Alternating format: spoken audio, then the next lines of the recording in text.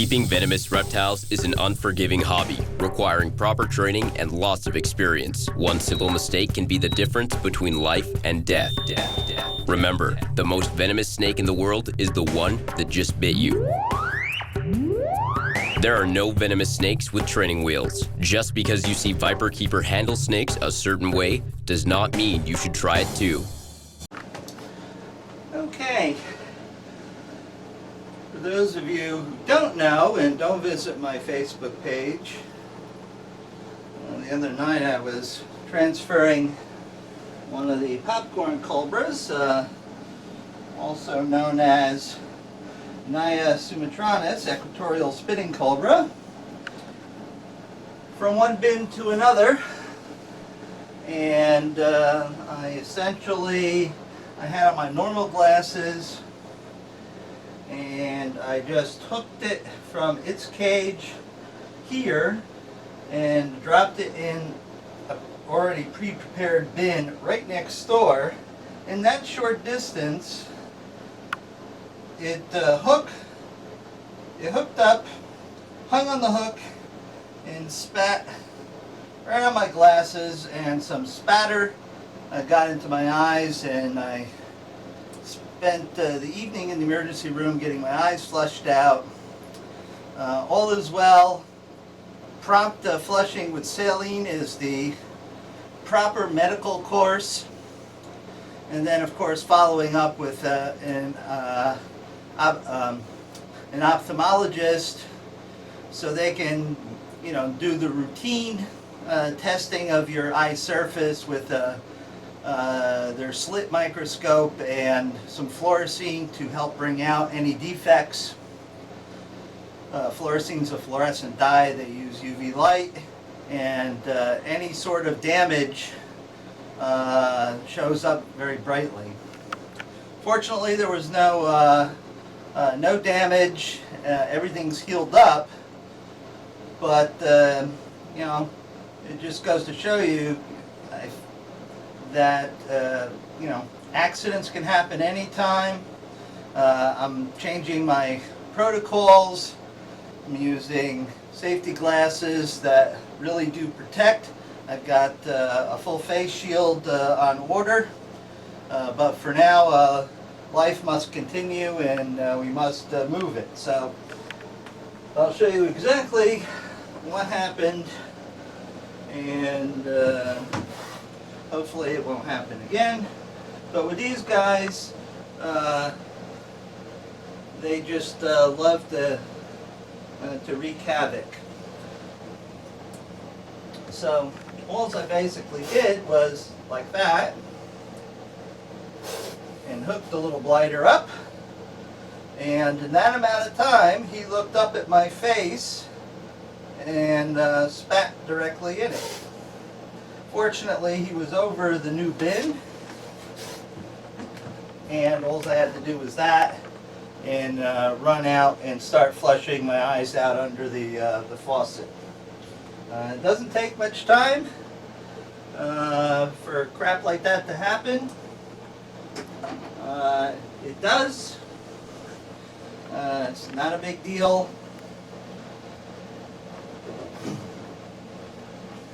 And the aim was amazing. Yes, the aim from that distance was spot on. I'll show you I'll plug in an image of my glasses. It was perfectly centered right over the bridge of my nose, dead center in my face. And of course, I saw it coming. It all happened in slow motion. You could see the drops through the air, but there was nothing I could do. I was done. Cooked.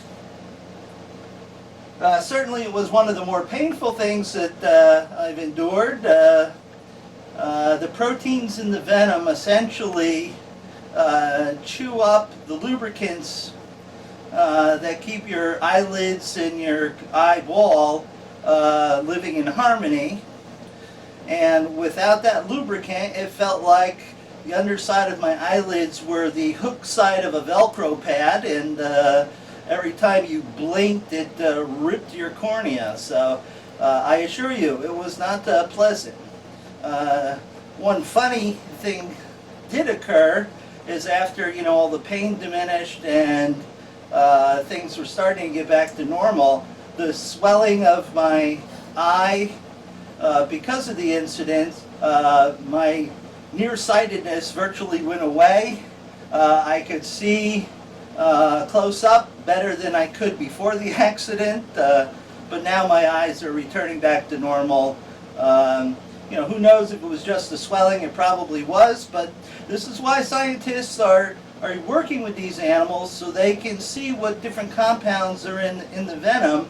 Who knows? There might be something in there that could treat farsightedness. We don't know, and that's why these snakes are valuable, both in the wild for the job that they do in the ecosystem, but also for their components in their venom that may have some medicinal use. So that's pretty much case closed on that. So I'm just going to continue swapping spit, so to speak, swapping them from cage to cage. Now ideally, you would have extra bins, and this would go a lot faster, so you could, you know, just take down a whole pile of bins and clean them all at once rather than onesie twosies like I'm doing. I've got it set up that way for the small bins. I've got a dozen spares or so, and but with the large bins, unfortunately I don't have any spares. I should probably get some, but you know, the all-important money issue is at hand. They're not cheap. Subsequently, I haven't gotten them yet, you know, and also I have a sieve brain, and sometimes so I have to do that, and it's weeks before I get around to it. Now, just for cleanliness sake, just to make sure that nobody has any bug that would be detrimental to one another, I disinfect the cubby that the snakes were in, so we don't have any transmission of nasty bacteria or viruses if it can be helped. And look at these guys. They're just messy, nasty cobras. That's another reason to clean the roof here is, you know, they splash around and thrash around so much they get dirt everywhere. Nasty little buggers they are.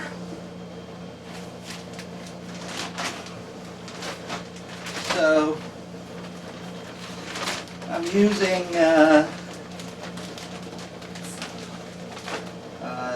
shredded cypress mulch from ZooMed today for these guys because it seems to agree with them.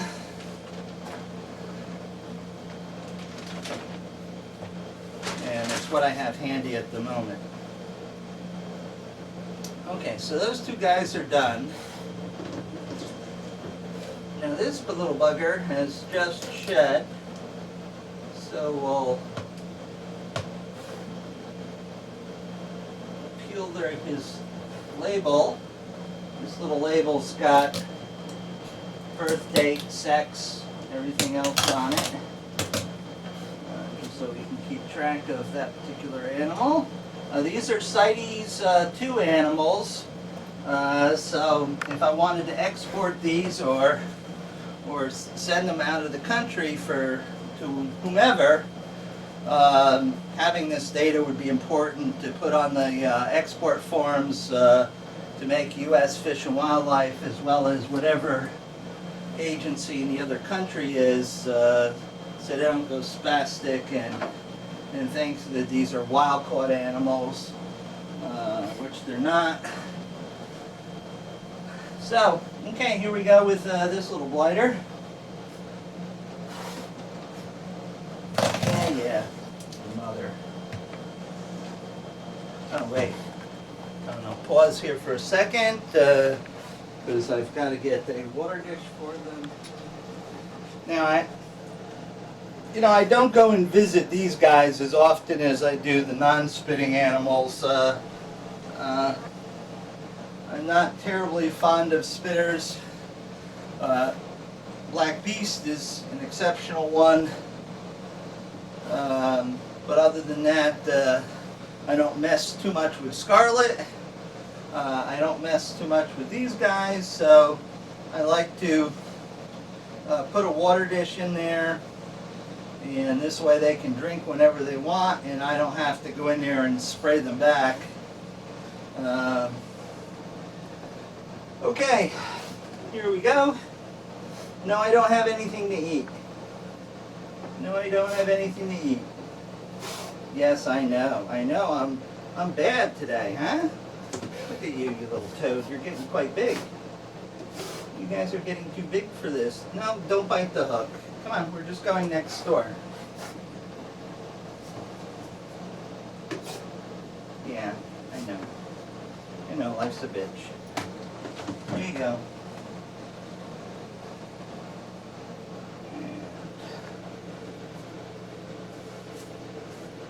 Nice little Sumatrana spitter shedding.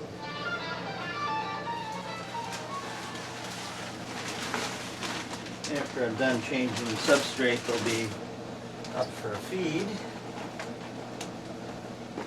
So they can dirty their substrate again. Of course.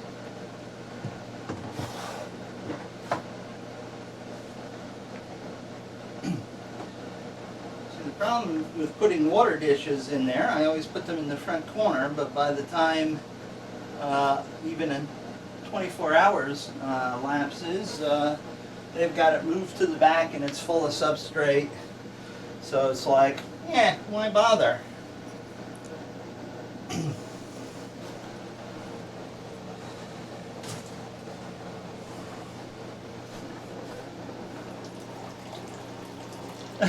I know, I see you. I know. He won't eat fuzzies yet. He only likes to eat geckos, and he's a pain in the ass that way. Okay.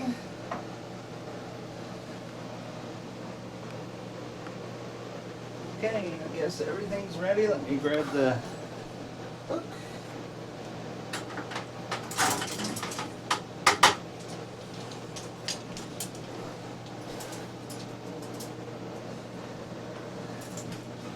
This is normal wear and tear.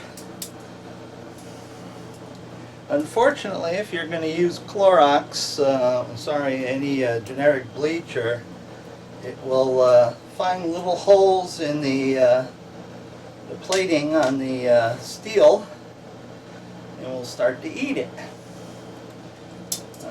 Just normal wear and tear. It also doesn't help that it's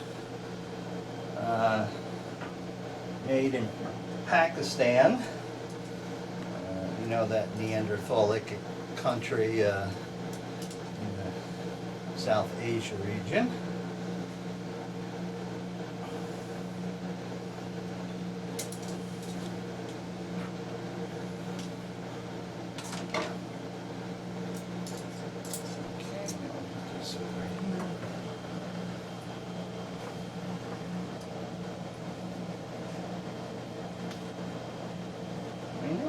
Your eyes, I see them. Okay, done. That means this one is next. Ah, you're actually fairly clean. You know, you're fairly clean. You win the good housekeeping seal. Huh? What else do you do? You know, other than pulling his water dish out and cleaning it, I'm going to leave him in his bin.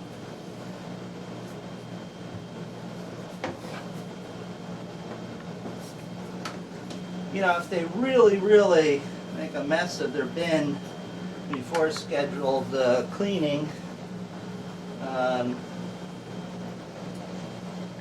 you know, I'll go ahead and change them ahead of time. I don't really like to let them sit in nasty conditions. Yes, that's your water dish rolling across your cage. Yes, I'm not putting my fingers down here to get it either. I know. Is this exciting, huh? The most action you've had in days. Okay. Okay, let me slide him back in there. And what we'll do is we'll just quickly clean out his dish since his germs are already on it.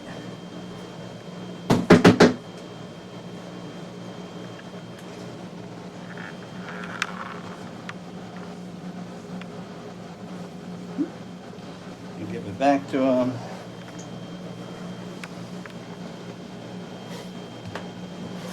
I know. This is exciting, huh?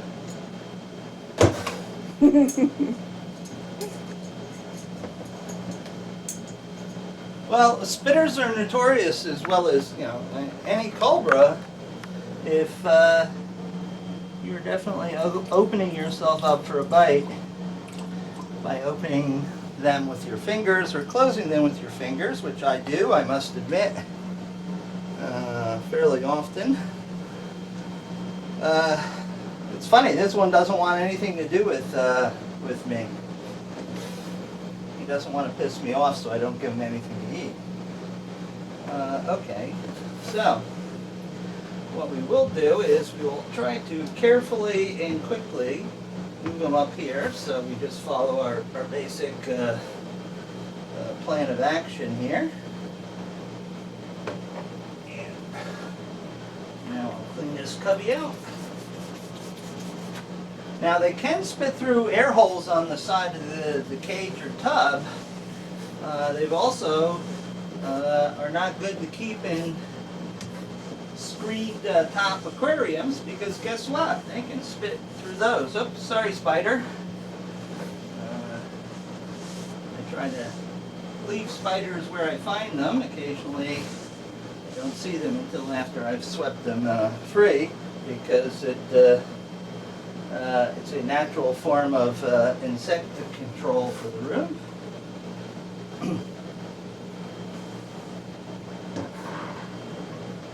Okay, so now we're going to go to this guy.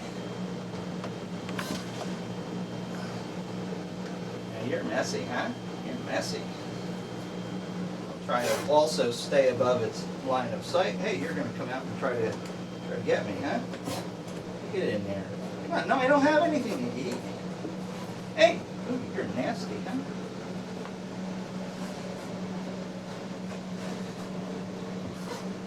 Come on. Boy. There you go.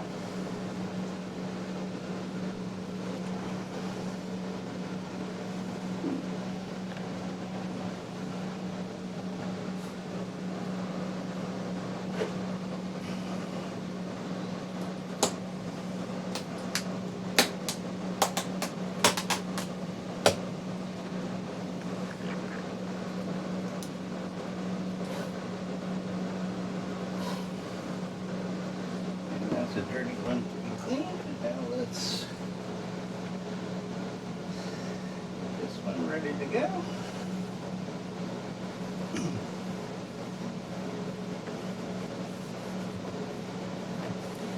This is the less glamorous aspect that most people don't see, but this is most of what goes on, is cleaning, more cleaning.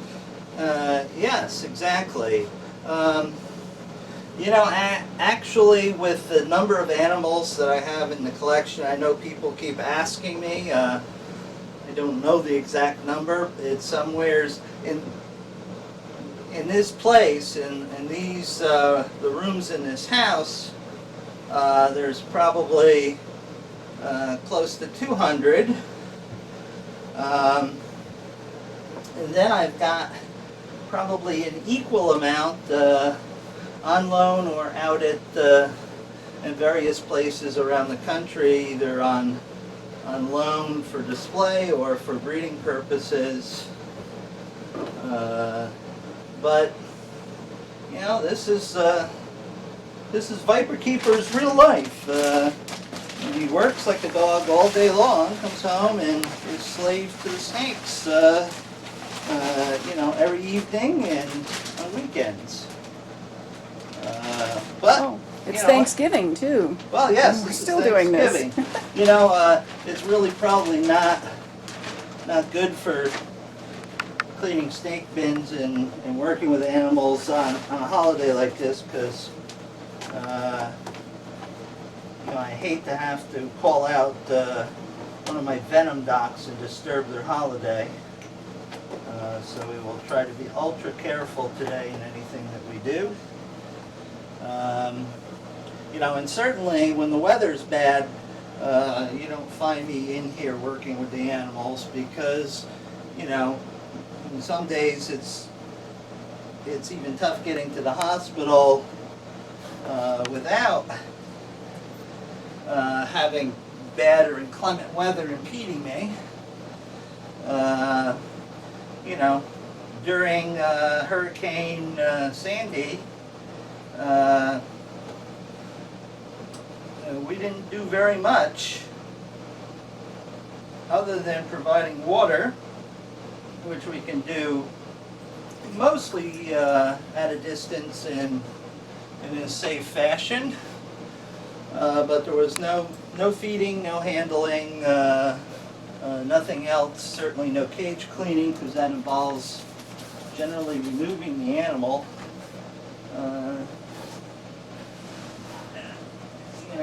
I tell the tale of this fellow in Florida that had the ultra bad luck of getting bit by his Papuan taipan on 9/11, 2001, when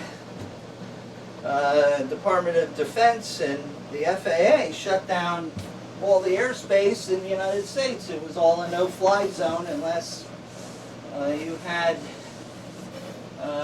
either your military or government aircraft, or had special permission to fly. Well, he burned through all the taipan anti-venom at the Miami-Dade Venom 1 anti-venom bank, and was still bleeding like crazy. Yes, I said bleeding like crazy. Most of the people will die from a taipan bite because of, at least the Papuans are terribly bad for this, because of, the triple threat to their venom.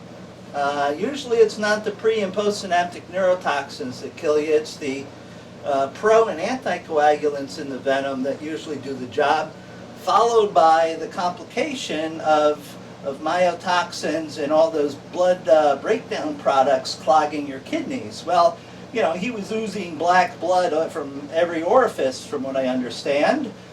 So they got the hospital got special permission for a charter jet to fly anti-venom from the San Diego Zoo to Miami to save his ass. So, when you have issues like that, it's best to not mess with the animals a great deal, because your chances of survival are greatly diminished, because they can't get you to the hospital, or they can't get anti-venom to you in the hospital, one or the other.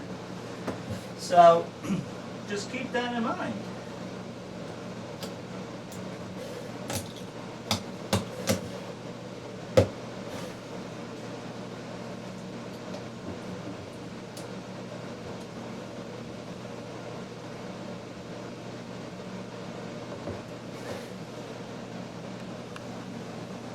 Okay, we're ready for this other beastie.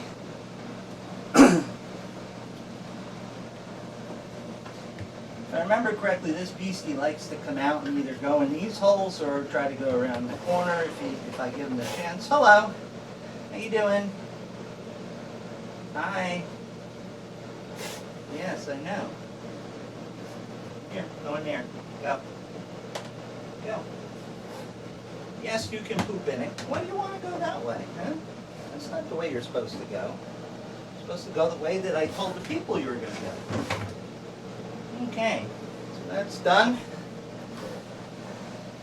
So we got one more of these guys to do.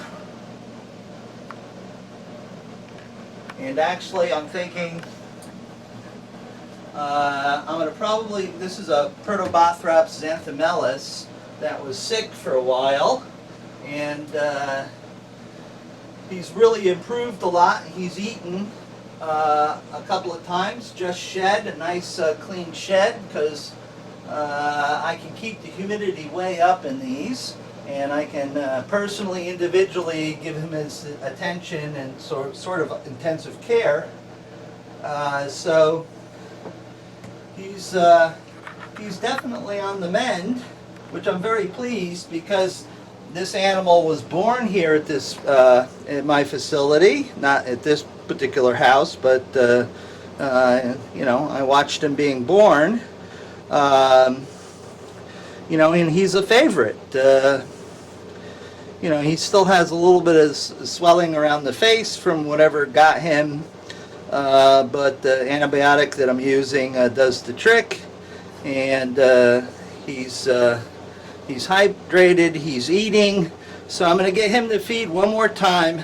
I'm going to clean the cage with the other Protobothrops in there, which is amazing all by itself, hasn't gotten sick yet. Seems to hit some animals, but not necessarily others. And I'll clean the cage and make sure that this guy can't get reinfected, at least from the substrate and whatever's in there. And I'll put him back in there probably in the next couple of days. So that's one of my little happy success stories.